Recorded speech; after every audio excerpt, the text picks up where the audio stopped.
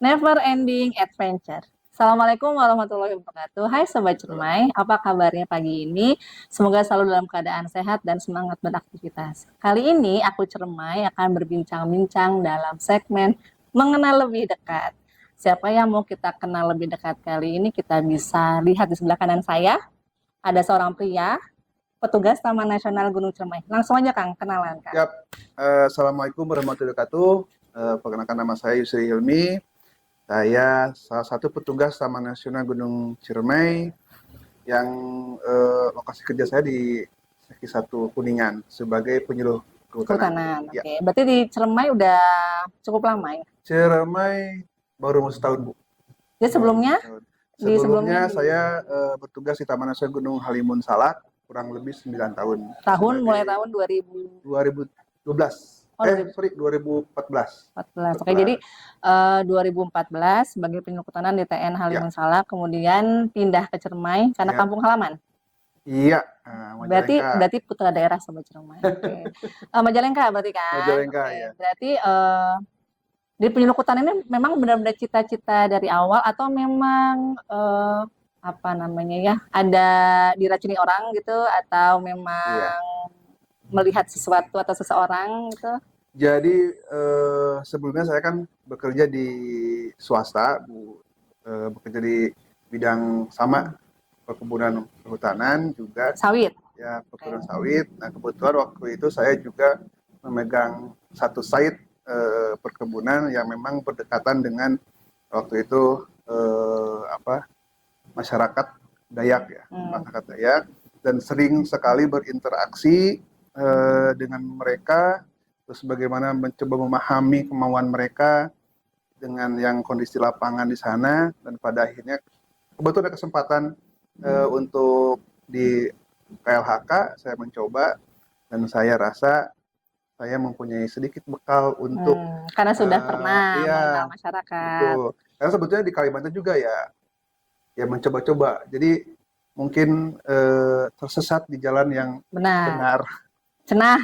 Katanya seperti itu. Tapi mudah-mudahan. Berarti memang dulu latar belakangnya pendidikannya adalah sarjana Ya, kehutanan. saya sarjana kehutanan. Tertarik dengan kehutanan tuh apa? Maksudnya karena memang orang tua ada latar belakang pekerjaan di bidang kehutanan atau memang pengen aja gitu? Kalau kedua orang tua saya, kedua-duanya guru.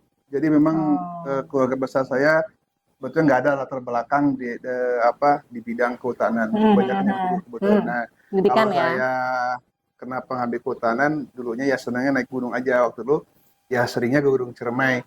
Tahunya yang ke puncak, udah gitu aja. Ya mendaki aja gitu ya. Ya mendaki aja, terus ya mungkin ekspor sedikit-sedikit. Tapi ternyata pas pada saat terjun di bidang kehutanan yang benar-benar ya jadi pegawainya, ternyata bukan hanya naik gunung doang gitu kan, tapi banyak sekali dari keanekaragaman hayati, terus mungkin dari selesai budayanya, apalagi budayanya. Dan ternyata saya juga sekarang ini baru terbuka, mungkin ternyata gunung ini berpengaruh juga kepada kesehatan masyarakat. Jadi bukan hanya orang kehutanan saja sebetulnya yang berkecimpung di sana, tapi ada multi efek playernya, mungkin ke bidang kesehatannya, pertaniannya jelas, terus ke sosial jelas, ternyata banyak sekali, wisata segala macam. ya, Dan jadi baru iya ya, ternyata baru kebuka gitu. Iya, jadi memang kehutanan itu kan dulu lingkupnya kecil ya, bagian dari pertanian kan sebenarnya. Kehutanan sekarang sudah mulai apa namanya, lingkupnya sudah semakin besar, mungkin juga anak-anak muda juga yang tadinya nggak tahu soal kehutanan tuh jadi tahu gitu kan. Betul. Terus kenapa milihnya penyuluh? Kan kayaknya kalau misalkan di pilihan tuh ada tuh misalkan ya Polvan, kayaknya yang paling tren itu kan Polhut ya, Ranger gitu. Kenapa milih penyuluh? Nah itu kembali ke yang tadi itu, mungkin saya merasa Karena sudah pernah tertarik berinteraksi dengan masyarakat yang waktu dulu di Kalimantan juga, terus ya mungkin nggak akan terlalu jauh, cuma objeknya berbeda. Nah ini kan kalau di sana kan sama juga di pinggiran hutan gitu kan, sebagai penyangga kawasan. Itu sih lebih senang ngobrol berarti ya. Iya, sepertinya itu. Karena kan maksudnya kalau dengan interaksi sosial itu kan dinamis ya, dan nggak Betul. semua orang tuh suka gitu dengan begitu gitu. Berarti kalau memang punya ketertarikan kayak gitu kan berarti memang senang ngobrol ya. Ya, sepertinya. Nah, Kalau apalagi kalau ada kopi, Bu. oh iya, Ini boleh silakan ini diminum ya kopinya kopinya. kopi Heeh. Cibunar, Bu. Oh, Kopi ini Cibunar ya? oh harusnya saya mengenalkan Oh nih kopi iya, Cibunar. kembali. Mangga Ibu kenalin. Mangga silakan itu diminum dulu. Dulu ya, Sobat Cermai ya. Ini kopi bener kan? Kopi Hmm. yang dari apa? Yang nggak jati, Bu ya? Kalau ini wedang jahenya Gunung Sirah. Oh, Jadi Gunung mungkin Siradharma. boleh kapan-kapan kita itu ya sekalian unboxing, unboxing produknya masyarakat. Iya. Ya jadi baik lagi tadi terkait penyuluh. Nah pengalaman apa sih yang paling berkesan selama mendampingi masyarakat? Berarti kan dari 2014 itu hampir 10 tahun ya Iya. jadi penyuluh kehutanan, ditambah mungkin sebelumnya di perusahaan. Gitu. Iya. Yang paling berkesan apa pengalaman? Kalau di bidang KLHK pertama lokasi, Bu ya. Lokasi waktu saya di Taman Nasional Gunung Halimun Salak, lokasi binaan saya waktu itu ada kelompok tani hutannya itu sangat berbatasan sekali dengan kawasan konservasi, kawasan TN. Itu kalau di sana kan di Sukabumi waktu itu. Kemudian itu jalannya jauh, waktu ke dalam itu daerah Cikakak. Jalannya jauh, udah rusak juga jalannya, tapi ya kita harus tetap melakukan pendampingan ya karena apa ya? Ya karena kebetulan mereka juga bukan membutuhkan ya, memang terlihat semangat dan itulah yang menjadi modal tim ya saya sama tim yang di resort untuk terus melakukan pendampingan. Jadi ya kadang-kadang kalau misalkan kita hitung jam kerja sampai jam 4, kalau misalnya kita nggak bisa, kalau misalnya kita 24 jam lah ya. kalau misalnya kita berangkat ke sana jam 2 nggak bisa karena mereka mungkin masih di ladang. Jadi ya waktu senggang untuk diskusi, ngobrol, ngopi santai begini ya setelah Isya paling. Jadi habis maghrib kita berangkat, kurang lebih perjalanan 1 jam. Kalau hujan ya neduh bisa lebih, barulah habis sholat Isya itu baru kita diskusi segala macam. Ya pulang-pulang ke rumah ya mungkin jam 11. Ya karena waktunya masyarakat juga kan bisa jam Betul. segitu. Jadi Ya. kita yang harus menyesuaikan Ya. mereka gitu kan. Ya apa bahasa Sundanya? Wayahna lah kita Wayahna. mengalah gitu kan. Wayahna. Mungkin pulang nyampe kantor jam 12. Hal itu memang apa ya? Menjadi suatu bukan rutinitas mungkin karena memang udah kita plotkan minggu ini kemana, minggu berikutnya kemana, tapi memang ada skala prioritas ya Bu ya. Kalau misalkan kita rangkul semua juga nggak bisa, makanya kita bikin skala prioritas. Jadi di antara tadi mendampingi masyarakat, kan itu resort ya? Di resort itu berarti resort apa tuh namanya tuh Kang? Kalau dulu saya di resort Gunung Koneng. Gunung Koneng. Berarti itu berapa desa itu tuh? Membina berapa desa kira-kira? Sekitar 6, kurang lebih 6 desa. Luasannya sekitar 4.600. Nah, di antara 6 desa itu memang semuanya berkesan, maksudnya semuanya memiliki aksesibilitas yang sama ya, jauh-jauh semua gitu. Kalau yang memiliki akses yang susah itu hanya 2 sebetulnya, tapi memang yang kita prioritaskan memang lokasi yang memang berdekatan langsung, karena kan efeknya kan akan lebih cepat gitu kan. Kalau misalkan di sekitar dekat kecamatan atau desa itu kan lebih lebih dapat cepat memahami apa yang kita sampaikan. Ya, kalau jauh itu kan memang dia juga agak kesulitan gitu ya. Mungkin dia lingkupnya situ-situ aja gitu kan gitu. Sama yang satu lagi waktu itu saya di Desa Cipete Bu di Kabandungan, Sukabumi itu dengan metode yang kita jalankan, diskusi anjang sana, anjang sini, anjang sono mungkin ya. Ya, yang saya bikin tahu itu mereka mau menyerahkan lahan garapan yang telah dilakukan penggarapan mungkin berpuluh-puluh tahun. Mereka serahkan dengan sukarela di 2 blok. Saya masih ingat 2 blok gitu. Masing-masing 5 hektar. Di sana ada sawah, ada perkebunan, pertanian. Itu mereka serahkan secara sukarela ke pengelola, ke Taman Nasional Gunung Halimun Salak, tanpa meminta apapun, enggak. Karena itu mungkin kalau saya mikir, kok mau mereka gitu kan menyerahkan. Ternyata memang yang kita bangun selain menjelaskan. Kalau kita jelasin undang-undang sekian kan nggak kebayang gitu kan. Tapi kita lebih menjelaskan ke fungsi dengan bahasa yang sama, dengan bahasa yang sama dengan karakteristik masyarakat di sana. Alhamdulillah di Desa Sukagali itu 10 hektar diserahkan 2016 kalau nggak salah. Terus desa berikutnya juga sama di Cipeteuy, kampung berikutnya juga menyerahkan 0,34 hektar, saya masih ingat.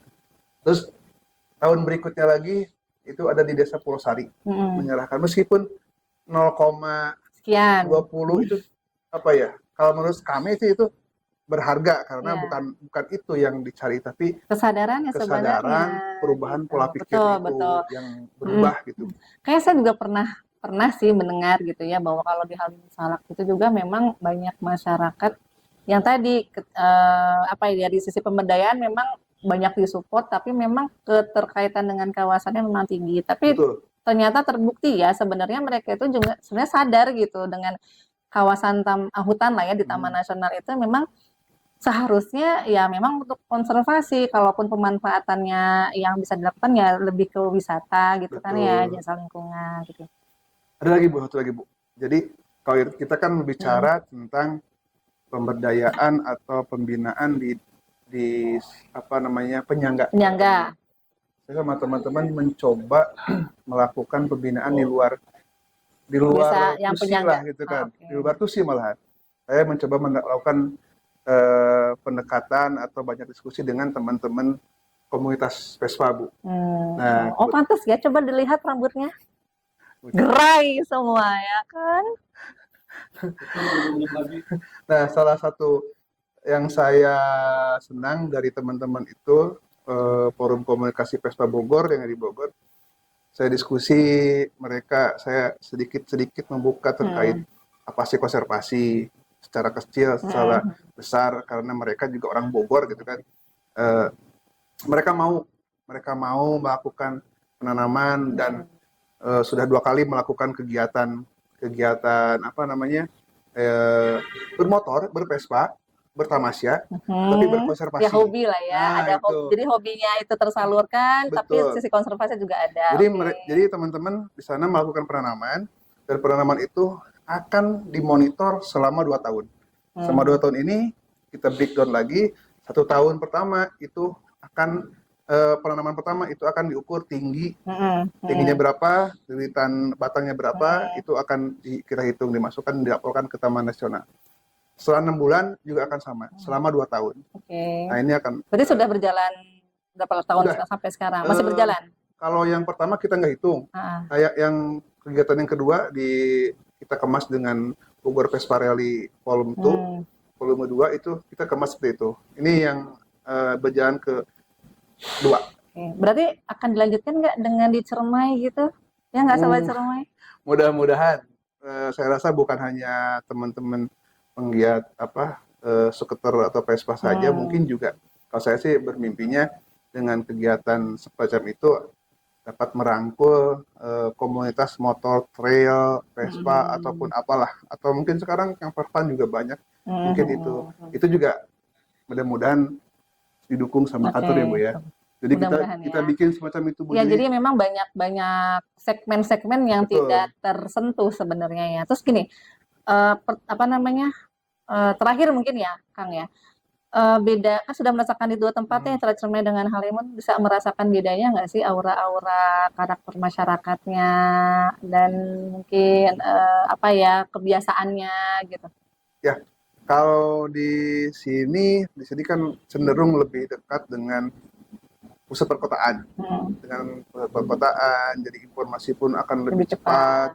Inovasi di Ciremai saya rasa sangat luar biasa sekali Bu. Udah saya lihat di Kuningan wisatanya sangat banyak, dan memang ditunjang juga dengan penguatan kelembagaannya, itu sangat the best lah. Ya, jadi satu sisi ada penguatan kelembagaan, kemudian dari sisi packagingnya juga sudah ada, dan memang Kuningan ini menjadi salah satu lokasi destinasi wisata karena orang-orang Cirebon dan Indramayu pada kesini semua. Dan saya lihat bukan hanya itu ya, sama sih juga mungkin di sini juga bukan hanya fokus ke dalam kawasannya saja, Iya. ternyata di luar Di luarnya kawasan pun, juga. karena tadi menyangkut dengan kesehatan masyarakat, Betul. seperti apa pengolahan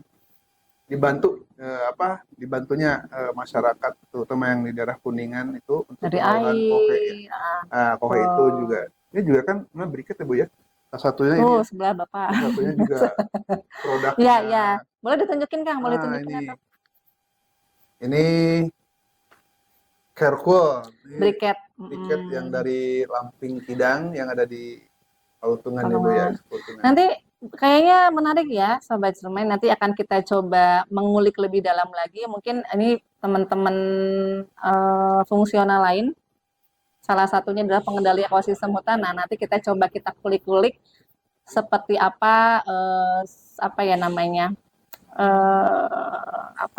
ceritanya mereka Ya, gitu, betul. sampai bisa membuat briket seperti ini. Kerjasama, kolaborasi dengan penyuluh, dengan kelembagaannya, kemudian dengan teknis hasil dari produknya. Mungkin itu Kang. Terima Ya, kasih banyak, pengalamannya luar sama-sama Bu. biasa ya Sobat Cermai. Jadi memang kehutanan itu tidak semua orang kenal. Biasanya orang mengenal ini adalah orang-orang yang suka melakukan kegiatan pendakian. Tapi ternyata tidak hanya pendakian ketika kita bekerja di kehutanan, tapi banyak hal. Mulai dari menyentuh sosialnya, menyentuh ekonominya, khususnya mungkin di daerah-daerah penyangga. Oke Sobat Cermai, mungkin next time kita akan lanjut bincang-bincang dengan pejabat fungsional lain yang ada di Taman Nasional Gunung Cermai. Itu saja dari kami. Terima kasih. Wassalamualaikum warahmatullahi wabarakatuh.